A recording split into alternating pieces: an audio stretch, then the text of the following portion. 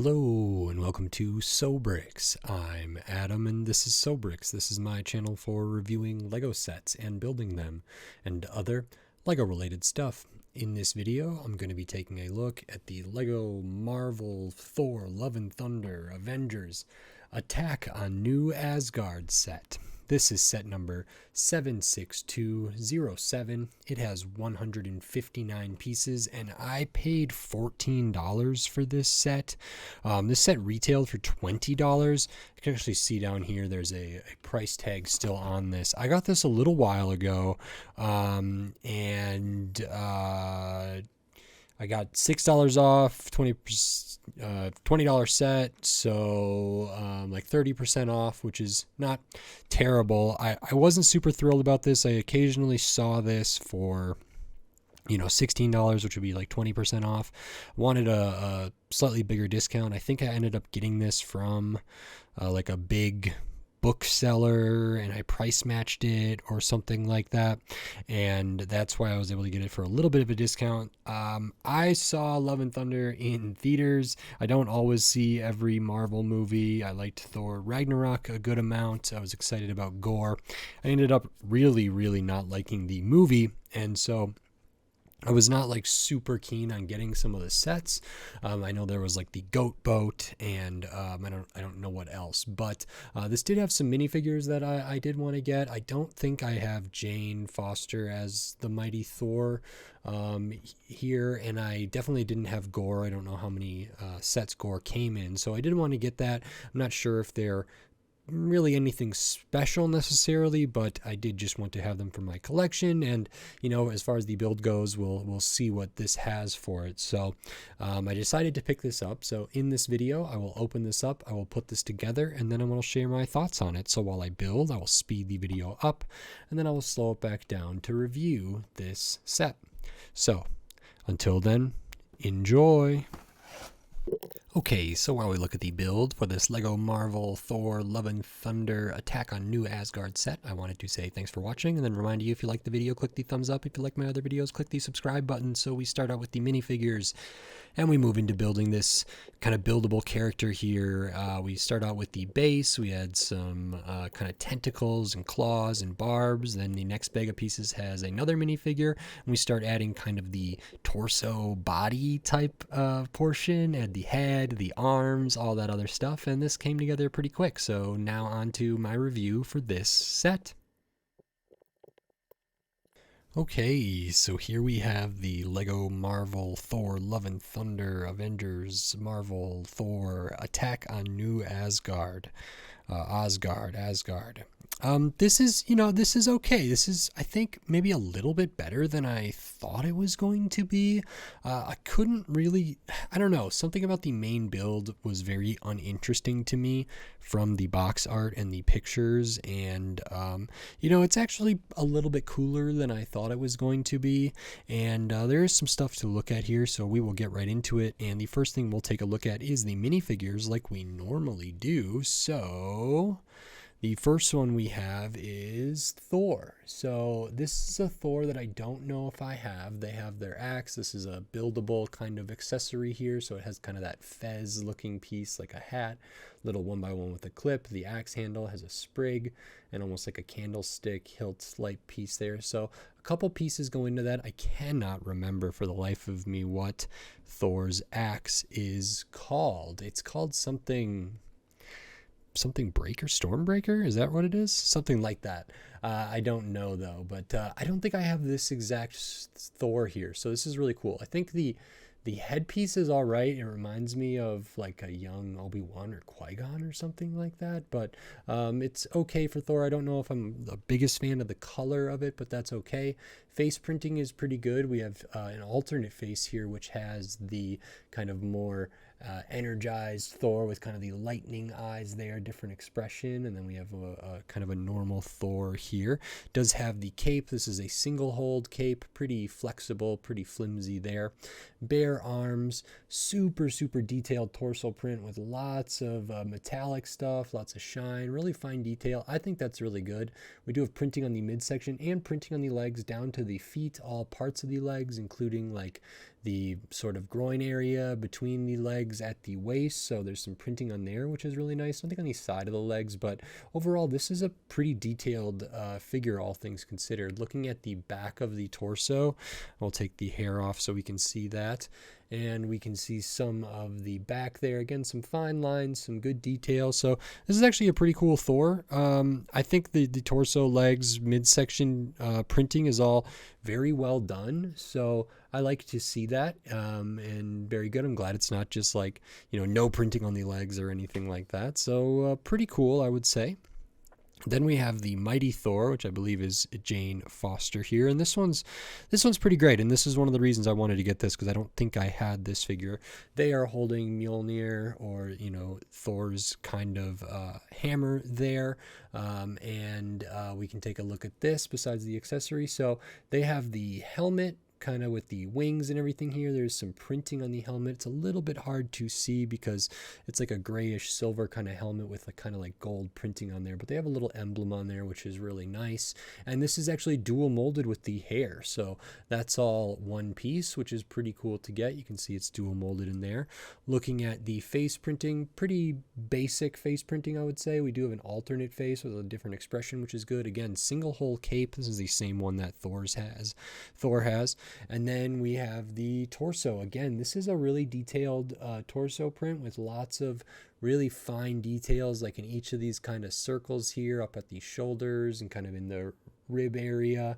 Has like really fine little dots in there, tons of little detail, including like a lot of metallic stuff, which is very cool. So I like that a lot.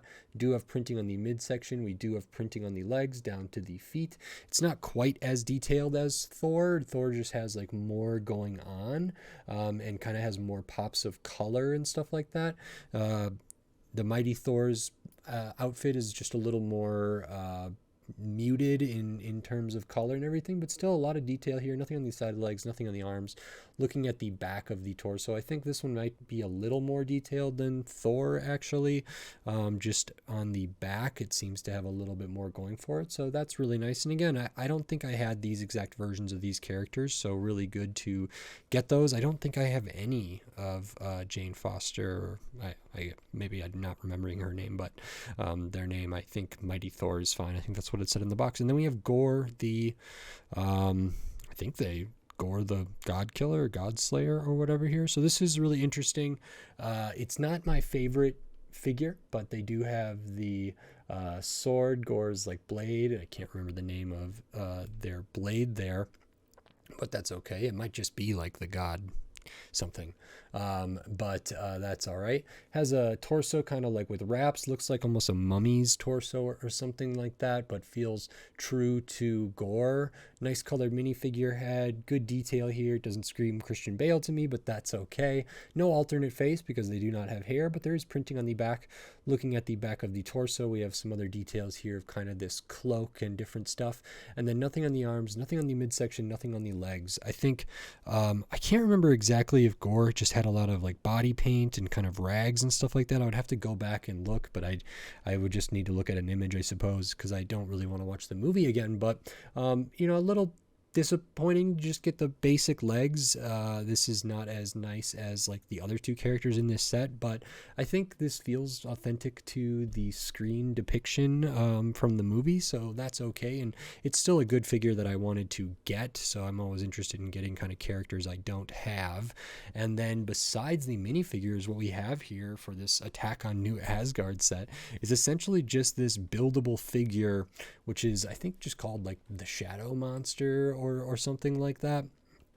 And I actually didn't really remember this from the movie, but this, I knew what it was. I was kind of getting from the box art and the instructions, but this is kind of cool. It's cute, it's weird, it's kind of Lovecraftian, sort of cosmic horror type thing, which is something that I really like. And it's actually kind of fun. And so I'm pretty pleased with it. So not a ton of pieces in here, but we'll kind of just go through everything. And one of the first things to note is there are stickers in this set. There's 4 stickers. Sticker sheet is right here. So kind of for the mouth area there, those teeth, that is a sticker. On each of kind of the hand areas, there's a sticker there, and then kind of down here at the base, there is a sticker. When you start building this, you start with kind of a circular plate here, some studs on these side bricks in there, and some hinge pieces to kind of build out these little kind of tentacles, using some cheese wedges to kind of round out the bottom. And then we have the barb pieces sticking out too, so 2 on each quadrant, so 8 of them in total, and that kind of makes up sort of the feet area there, or kind of the base. And it actually feels pretty sturdy given how small the base is, and with some of these other appendages and some of the other stuff here and its posability in general, it balances pretty well, and I think that's pretty good. So theoretically, these kind of claws could be, not claw, whatever they are, could be kind of moved around a little bit, but I think it's kind of supposed to be down like that, which is fine. Up above that, we then add a bigger kind of round plate, a couple more of these barb claws at the front. We add some clip pieces, and then these vine pieces, which again, these can help with stability if it needed, but these can also be positioned around to get this in kind of a creepy crawly sort of tentacly kind of thing there, which is good. We use that sticker slope there. We build up the back. The body of this is very, very small, not too many pieces in there, but that's okay. We have a couple mixel joints on the side kind of for the shoulder area, or sort of, and so we have some ball joints there, so these arms can move, they can twist here, and then we have another ball joint, mixel joint there for the hand, so these can kind of go up and down. And then we have 2 claws, a smaller one and a bigger one, and those can be pinched together, can be opened up, and this can kind of be positioned in a lot of different ways. The other arm is exactly the same, and so you can kind of bring these pretty close in front to maybe grab something. You can lift them up, have them go more vertical, and you can kind of get this into a lot of different positions, again kind of counterbalancing anything. If this is struggling to be kept upright or in play or something, you can use the arms, because there is a good amount of weight here, not so much that these joints begin to fail or move when you're not kind of wanting it to. So that feels pretty good there. And then moving up to the head, again, we have that clipped on, so this can move back and forth. It can't really turn left or right or anything like that, but that's okay. We have the mouth. We have kind of these things which look to me maybe more mouth pieces, but also fangs, but also they kind of look kind of silly, kind of look like a mustache or something like that. I think overall this face is really goofy looking. We also have kind of some teeth pieces down here to cover up the clip. These eye pieces are a print. I'm not familiar with those, so that's pretty cool. We have a little bit of wings here from extra details. You can kind of move those around. A couple more spikes up top, and that is sort of everything for this shadow monster. So it is pretty posable, jointed arms and claws, and you can move some of the stuff around on the base as well, and that's pretty good. I don't know if this could hold on to one of these characters, but yeah, it seems like it can hold on to Thor well enough. You can kind of get that in there, and that's pretty good, and could probably throw them down and everything there, so that is nice. And the overall footprint for this thing is pretty small. If you really extend the arms out here, it adds a little bit of visual weight to it, but overall it's very slender for the most part. The base actually has a good amount of weight to kind of keep everything here, because so much of this is loaded on the back, and just kind of relies on some clips and different stuff, but that's okay. I mean, I think you could probably lean it back relatively far and still have it stay kind of upright, so to speak, so you can really kind of lean this back, which is nice, which gives it a different kind of look. Looking at the back of it, we just get the bottom of plates kind of all the way through here, so not the best looking from the back, but that's okay. And, as far as buildable characters go for a set like this, I sometimes look at a set like this as mainly like, a minifigure pack. So you get 3 minifigures with characters. 2 of these minifigures I think are really well done.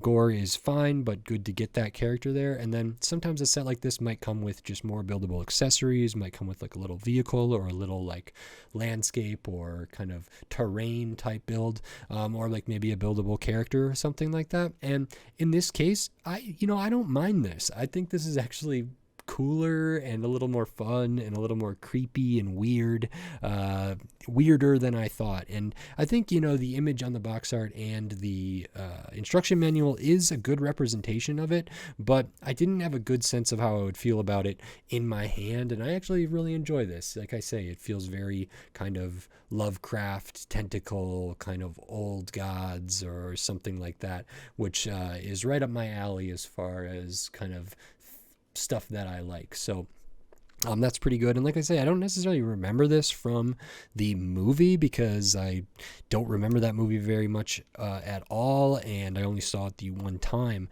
So I can't say for certain if this is like a great representation of this thing. It could be that this maybe wasn't even in the final movie. I don't know exactly, but maybe you can let me know in the comments if you thought this was a good representation of this shadow monster. But overall, I thought it was like a fun little Lego build, and I think it's goofy and creepy and pretty good, and the posability makes sense. I'm glad that it can like hold on to a character or something like that, and these characters can kind of interact with it. There's no like stud shooters, bolt shooters, or like spring loaded shooters, tile shooters, anything like that, but there is still like a good amount of stuff for play here to kind of have these characters all interact with each other and interact with this shadow monster there. So I do like that. I actually more than I thought I would.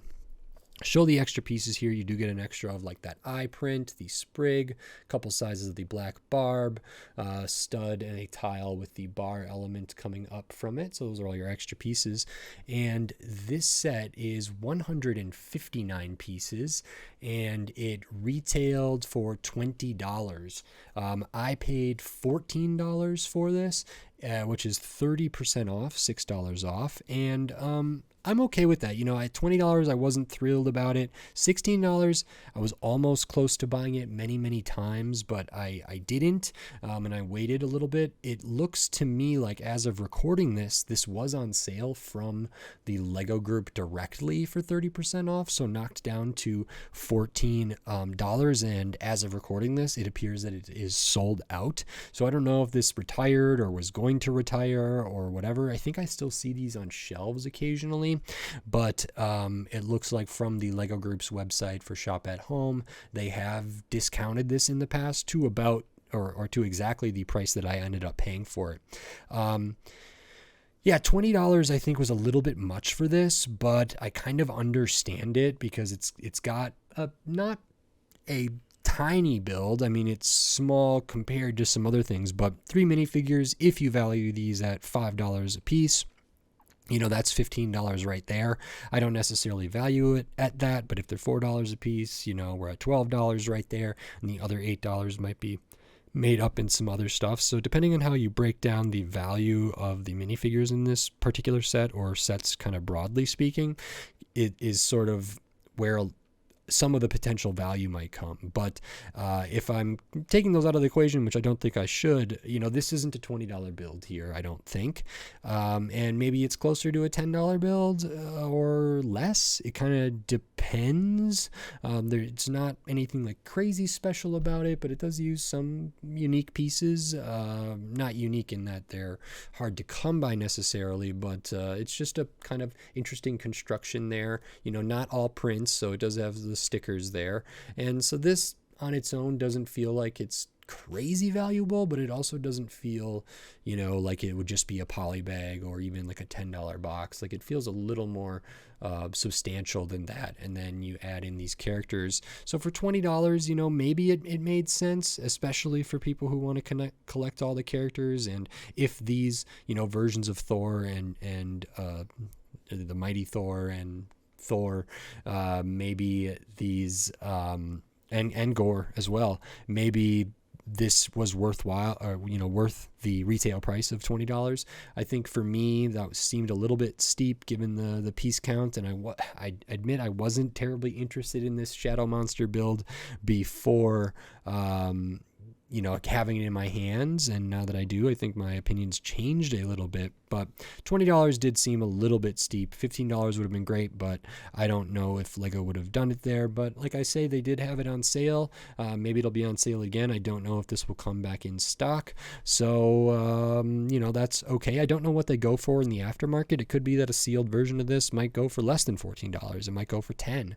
And, at $10, I would say this is a good deal. At $14, it was a good enough deal for me to buy into and see for myself. And I think it's okay. So a little overpriced at retail, but I don't know where that mid price would make sense for this. And now that they're kind of doing stuff that's not just on the $5 or $10 or whatever, or they're more comfortable doing stuff kind of in the mid-range. Maybe this is a $16, $17, $18 set or something, and I might be able to get on board with that. So that's sort of my thoughts. Overall, pleasantly surprised, kind of a fun little set, and I'm very happy with 2 out of the 3 minifigures, and for the third one, I'm glad that I was able to get that character. So that is very good. So that's it. If you like this video, please click the thumbs up and give it a like. If you like my other videos, click the subscribe button so you can stay up to date on all the Lego videos I'll be doing here in the future, including more Lego Marvel, all different sets from all different themes besides Marvel, tons of different stuff, all different shape, size, price point, piece count, release date, big, small, new, old, tons of stuff. So subscribe so you don't miss any of those upcoming Lego videos. And if you want to support this channel and support my videos here, you can do that right here on YouTube with membership, supers, and thanks. All of that stuff helps me a lot. And I still have the Patreon. It's linked in the video description, linked on my channel page, patreon.com/sobricks. And with that and the membership, you can get access to some exclusive videos. You get access to all my videos early before they're up publicly, and some other stuff I have in the works. So maybe consider checking those things out. Every little bit helps, and it just means a lot. It helps support the channel, as does likes, comments, subscribes, shares, all of that wonderful stuff. So I very much appreciate it. And with all that said, until next time, thanks. Bye.